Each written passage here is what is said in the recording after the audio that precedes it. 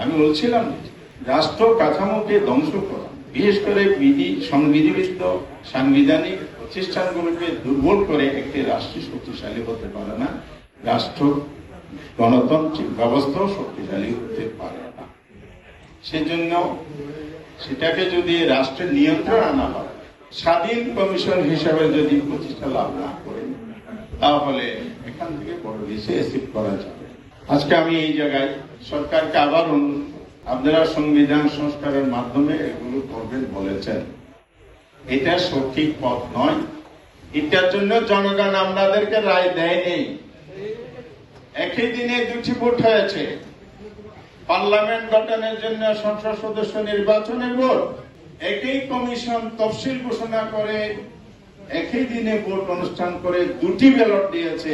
আরেকটি হলো সংস্কার বাস্তবায়নের জন্য সাংবিধানিক সংস্কার পরিষদ গঠন করে এটা বাস্তবায়নের জন্য একটি গণভোট।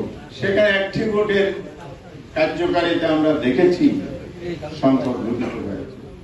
আমরা গণভোটের রায় বাস্তবায়নের কার্যকরতা আজও দেখি নাই। তাহলে আমাদের আত্মপরিচয় কি হওয়া উচিত? আমাদের শপথ আর অঙ্গীকার কে হওয়া উচিত?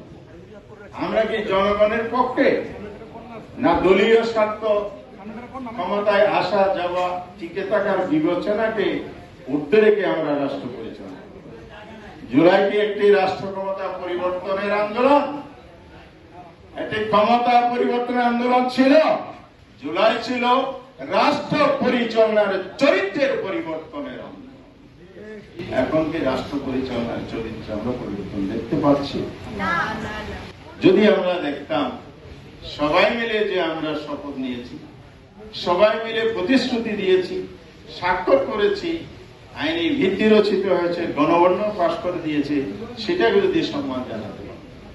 গণভোট, গণরায়, ইতিহাসের সবচেয়ে শক্তিশালী গণতান্ত্রিক মত, এই অভিমতকে অপেক্ষা করে কিভাবে আমি গণতন্ত্র কায়েম করব। দেশে গণতান্ত্রিক শক্তি ক্ষমতায় আসে, নির্বাচন হয়েছে, কষ্ট যাই থাকুক, আমরা মেনে নিয়ে পার্লামেন্টে গিয়েছি। কিন্তু গণতান্ত্রিক কাঠামোর ভিতরে থেকে আরেকটি ষড়যন্ত্র কায়েম হবে কেন?